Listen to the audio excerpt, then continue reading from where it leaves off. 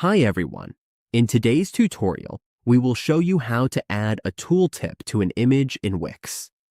This is a great way to give users extra information when they hover over your images. Let's get started. In your Wix editor, scroll down to the image where you want to add the tooltip.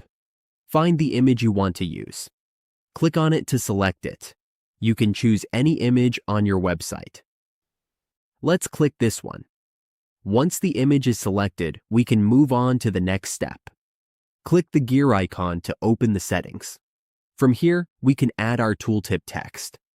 Simply type what we want users to see. For example, type sample.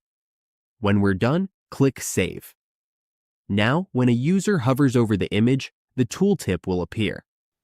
That's all there is to it. We've just added a tooltip to an image in Wix. This simple feature makes our website more interactive and helpful for visitors.